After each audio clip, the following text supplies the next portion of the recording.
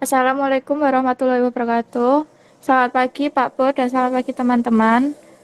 Kami dari kelompok 4B izin mempresentasikan mengenai Teknis High School The Bandung, Lembaga Pendidikan Masa Kolonialisme Pencetak Pemimpin Bangsa. Anggota kelompok kami yaitu yang pertama Candi NIM 29, Ina Saiman NIM 46, Hanun Salsabila NIM 47, dan saya Indah Setiwurian NIM 49. Rumusan masalah. Yang pertama, bagaimana sistem pendidikan pada masa kolonialisme di Indonesia.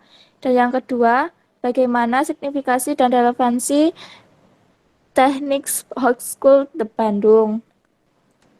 Latar belakang. Pendidikan merupakan aspek penting bangsa untuk melakukan pembangunan nasional. Garis pendidikan di Indonesia melalui 3 fase, yaitu masa tradisional, masa kolonialisme, dan masa kemerdekaan. Sistem pendidikan yang diterapkan Belanda dengan Jepang memiliki perbedaan dan persamaan yang fundamental, mulai dari tujuan pendidikan, peserta didik, pendidik atau guru, kurikulum, prasarana dan sarana, proses pendidikan hingga lulusan yang menjadi tokoh-tokoh Indonesia. Salah satu lembaga pendidikan yang berpengaruh pada masa kolonialisme ialah Teknik High School Bandung atau yang sering disingkat TH de Bandung, TH de Bandung atau yang disingkat dengan THS. Pendidikan pada masa kolonialisme. Pendidikan pada masa Belanda. Belanda datang ke Pulau Jawa Indonesia untuk melakukan perdagangan dan menciptakan kekuasaan baru setelah berakhirnya kekuasaan Portugis pada akhir abad ke-16. Kemudian, pembelajaran yang diberikan yaitu membaca, menulis, dan sembahyang. Guru pendidik berasal dari Belanda dan mendapatkan upah. Salah satu alasan tidak ada susunan persekolahan dan gereja di Pulau Jawa, yaitu dikarenakan Pulau Jawa tidak terkena pengaruh Portugis. Sekolah ini juga memiliki tujuan untuk menghasilkan tenaga-tenaga kerja yang cakap, sehingga dapat dipekerjakan di administrasi dan gereja pada pemerintahan. Bahasa Belanda menjadi bahasa pengantar hingga tahun 1786. Bahasa Belanda menjadi bahasa pengantar hingga tahun 1786. Pendidikan kejuruan mulai muncul sejak abad ke-19 dan abad ke-20. Muncul golongan baru yaitu golongan cerdik, pandai yang mendapat pendidikan barat. Namun golongan ini tidak mendapat tempat dan perlakuan wajar dalam masyarakat kolonial. Selanjutnya, pendidikan pada masa Jepang. Jepang menguasai Indonesia dengan perang. Segala usaha Jepang ditunjukkan hanya untuk perang.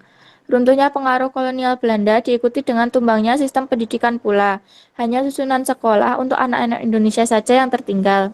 Sekolah rendah seperti sekolah desa 3 tahun, sekolah sambungan 2 tahun, ILS, HIS, HCS masing-masing 7 tahun, cycle school 5 tahun, dan MULO dihapus semua. Indonesia sejak masa Jepang dan masih banyak lagi sekolah kejuruan atau sekolah guru, yaitu sekolah yang digunakan untuk mempersiapkan tenaga pendidik dalam jumlah besar demi memompa dan mempropagandakan semangat Jepang kepada anak didik. Selanjutnya, sejarah Institut Teknologi Bandung. Kampus utama ITB saat ini merupakan lokasi dari sekolah tinggi teknik pertama di Indonesia, sekaligus lembaga pendidikan tinggi pertama di Hindia Belanda.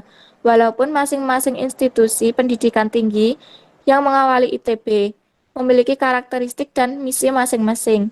Semuanya memberikan pengaruh dalam perkembangannya yang menuju pada pendirian ITB. Kisah pendirian ITB ini semula sejak awal abad ke-20 atas prakarsa masyarakat penguasa waktu itu. ITB didirikan pada 3 Juli 1920 dengan nama Teknik High School de Bandung atau satu fakultas de Fakulteit van Techniek Waterscape yang hanya mempunyai satu jurusan The Afdeling der Weg and Waterboekkunde yang mana salah satunya kampus Institut Teknologi Bandung. Selain itu, ITB juga menjadi salah satu lembaga pendidikan yang telah melahirkan tokoh-tokoh pemimpin bangsa. Selanjutnya akan disampaikan oleh rekan saya Ina. Baik, terima kasih Indah Siti. Saya lanjutkan yang kedua ada signifikasi pendidikan pada masa kolonialisme Belanda dan Jepang.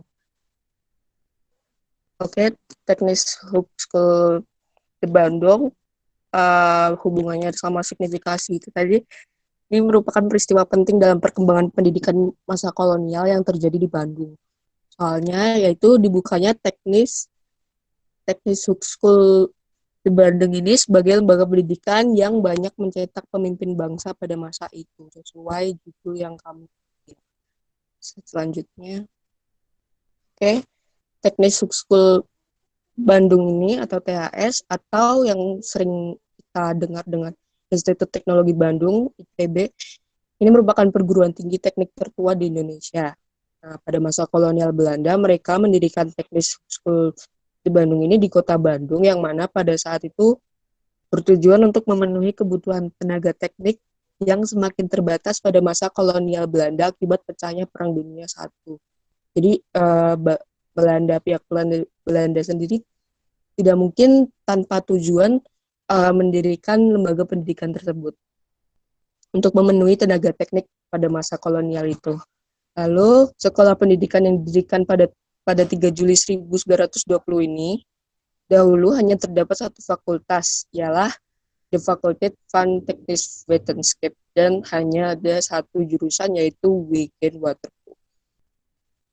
Pada tanggal 3 Juli 1926 yang bertepatan dengan Disnatalis ke-6 TH Bandung atau ITB ini mengeluarkan lulusan insinyur orang Indonesia untuk pertama kalinya. Nah, ini nanti berhubungan sama ada berapa puluh orang yang nanti salah empatnya itu adalah orang pribumi dan yang satunya itu adalah Insinyur Soekarno, di mana dia adalah bakal calon proklamator atau presiden pertama kita, Bapak Insinyur Soekarno.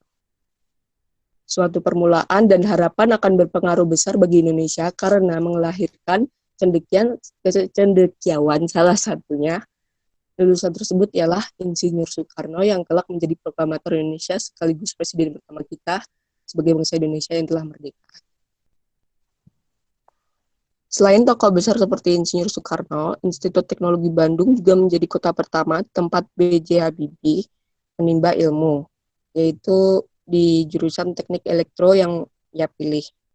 Setelah melalui berbagai pengalaman pekerjaan, beliau kemudian diangkat menjadi Wakil Presiden di tanggal 14 Maret 1998 untuk mendampingi Presiden Soeharto, dan tak lama kemudian B.J. Habibie memimpin negara Indonesia sebagai presiden dengan status sebagai presiden ketiga di Indonesia.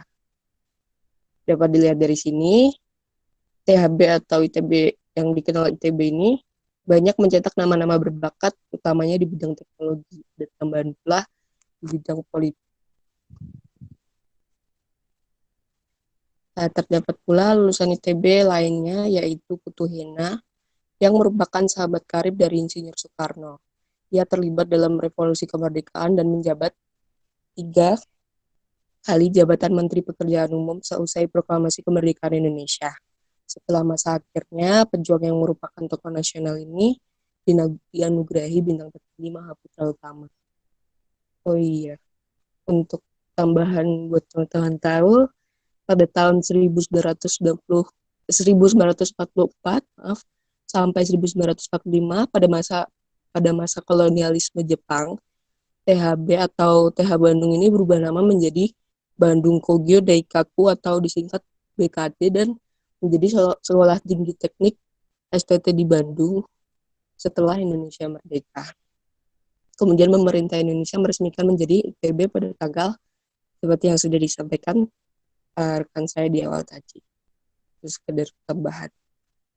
Kemudian slide selanjutnya.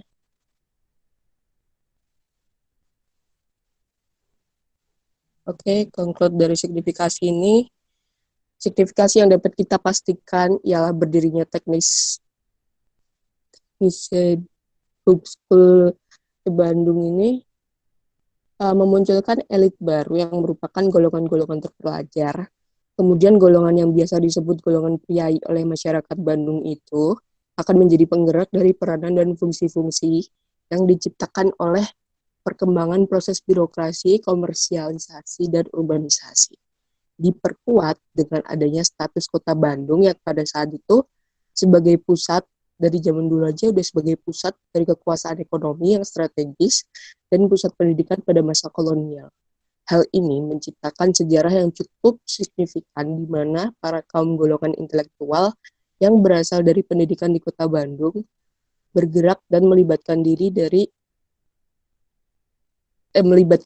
dalam menumbuhkan nasionalisme yang sangat berperan penting dalam nasionalisme Indonesia mencapai kemerdekaan seutuhnya.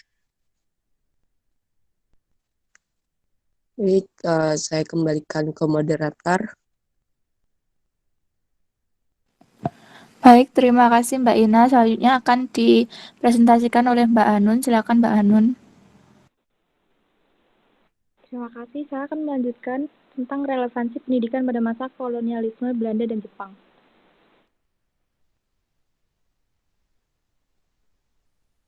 Terdapat tokoh pemimpin bangsa yang lahir dari ITB ini seperti Baharudin Yusuf Habibie atau yang sering kita kenal dengan B.J. Habibie.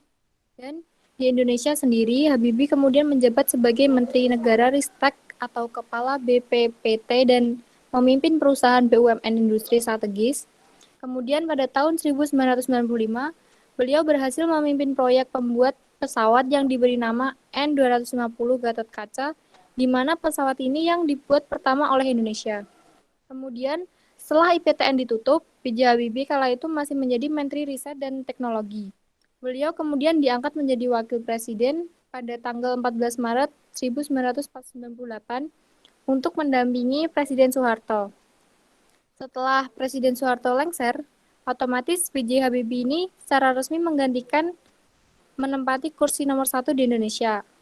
Akan tetapi B.J. Habibie hanya menjabat sekitar 1 tahun saja. Pada tahun 1998, awal masa kepemimpinannya, beliau telah berhasil membawa Indonesia keluar dari krisis ekonomi melalui berbagai kebijakannya. Di sisi lain, Habibie juga memiliki semangat dan selalu bekerja keras untuk menunjukkan iptek di Indonesia agar tidak kalah dengan bangsa lain. Lalu, dengan kejeniusan B.J. Habibie ini membawa namanya menjadi sosok yang sangat menginspirasi kaum muda di Indonesia.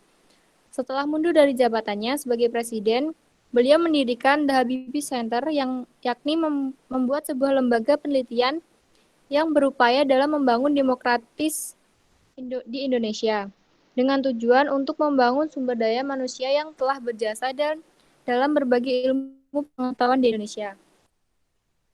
Kemudian ada tokoh yakni Ridwan Kamil yang merupakan alumni dari ITB juga dengan mengambil jurusan teknik arsitektur dari tahun 1990 hingga tahun 1995. Ridwan Kamil ini menjadi wali kota Bandung di periode tahun 2013 hingga tahun 2018. Pencapaian Kota Bandung selama 5 tahun masa kepemimpinannya berhasil dalam meningkatkan indeks pembangunan manusia serta pembangunan desa. Ia berhasil membawa ratusan desa dengan berstatus sebagai desa maju. Perubahan-perubahan yang dilakukan telah memberikan kontribusi dalam memajukan Kota Bandung untuk menjadi lebih baik. Kemudian, pada Pilgub Jabar tahun 2018, Ridwan Kamil ini akhirnya terpilih sebagai Gubernur Jawa Barat pada tahun 2018 hingga sekarang. Kemudian, Ridwan Kamil merupakan seorang profesional dan telah banyak karya yang dihasilkan dalam perkembangan arsitektur di Indonesia. Kepemimpinan transformatif Ridwan Kamil ini telah mempengaruhi demokratisasi dalam masyarakat.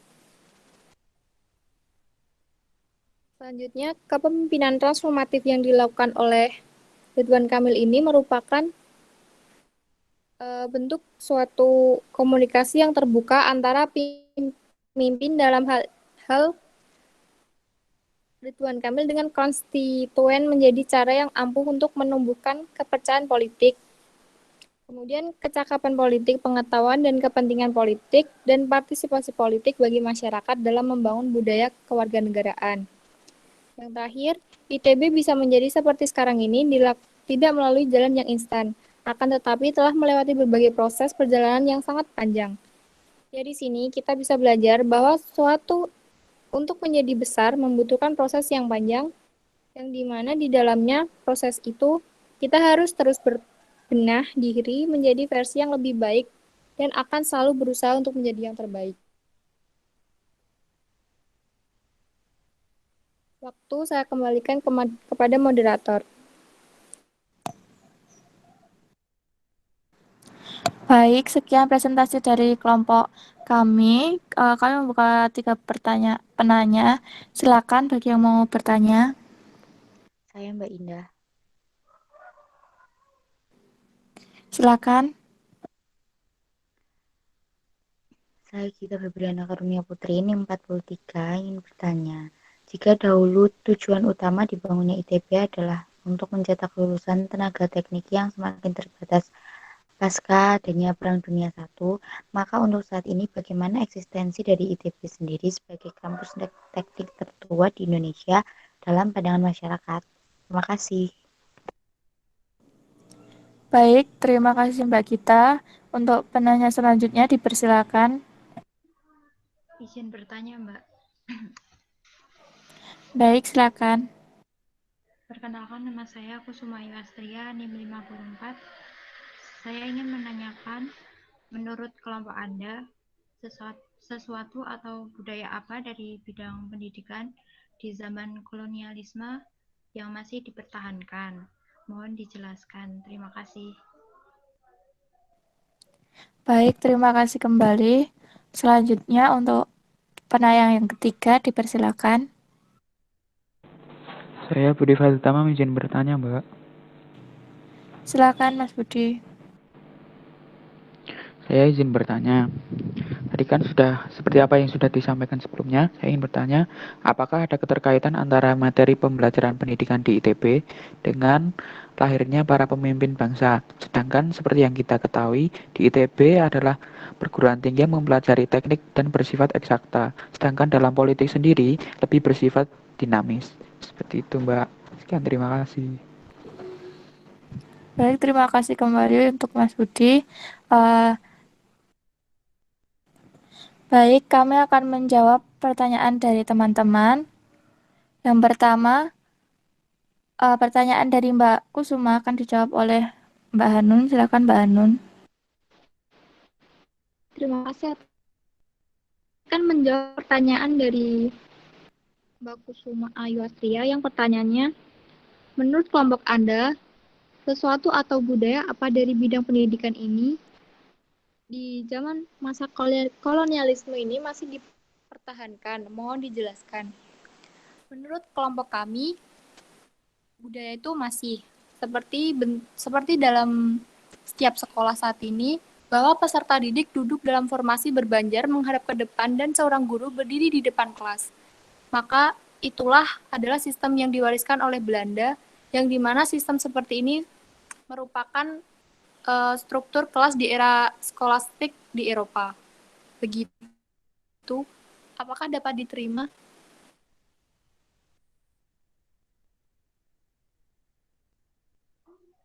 Cukup, Mbak. Terima kasih atas penjelasannya. Baik, terima kasih. Waktu saya kembalikan kepada moderator. Baik, terima kasih. Selanjutnya untuk pertanyaan Mas Budi akan dijawab oleh Mbak Ina. Silakan Mbak Ina. Baik, menjawab pertanyaan Budi 28, apakah ada keterkaitan antara materi pembelajaran pendidikan di ITB dengan munculnya para pemimpin bangsa? Sedangkan yang kita ketahui, ITB adalah perguruan tinggi yang mempelajari teknik yang bersifat eksakta dan sedangkan dalam politik bersifat dinamis, gitu ya. Jawaban hasil diskusi kelompok kami seperti yang sudah dijelaskan di awal, munculnya pendidikan pada masa kolonial di Bandung ini bukan tidak mungkin tanpa tujuan. Hal ini didorong kebutuhan tenaga teknik yang nantinya menjadi penggerak peningkatan kondisi sosial, ekonomi, dan politik pada masa kolonial, terutama Belanda pada saat itu.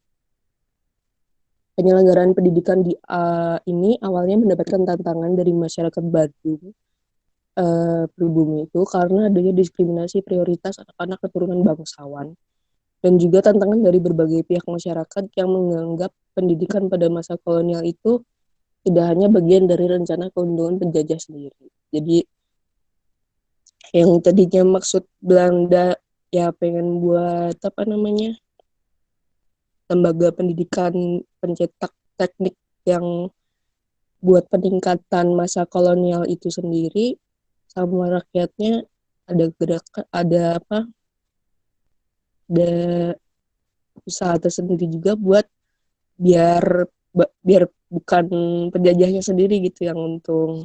Nah, berbuat lagi sama signifikasi yang tadi, conclude kesimpulan dari signifikasi THB atau ITB ini yang nantinya memunculkan elit baru yang merupakan golongan-golongan terpelajar, kemudian golongan yang biasa disebut golongan priai oleh masyarakat, yang mana mereka yang lulusan dari politik nih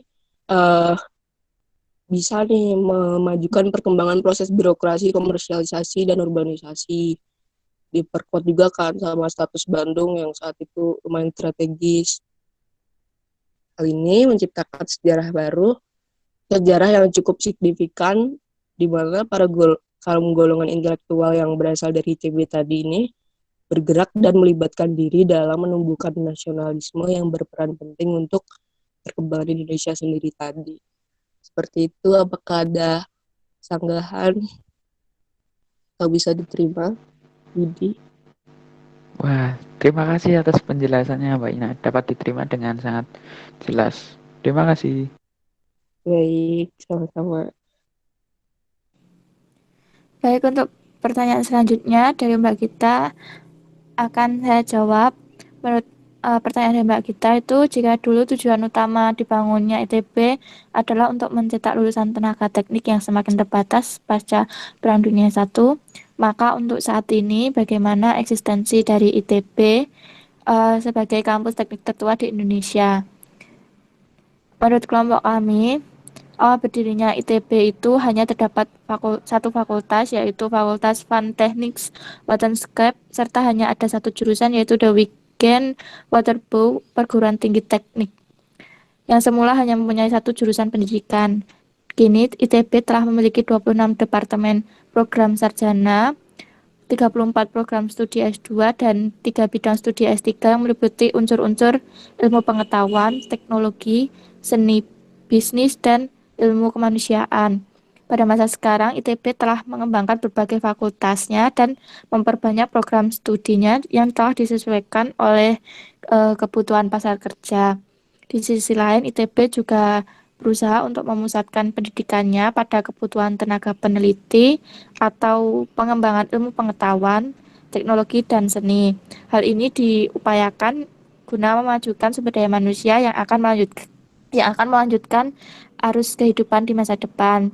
Kemudian kualitas pendidikan yang mumpuni dan prestisius menjadi daya pikat bagi masyarakat tersendiri dari berbagai daerah untuk dapat mengenyam dan menyelesaikan pendidikannya di sana.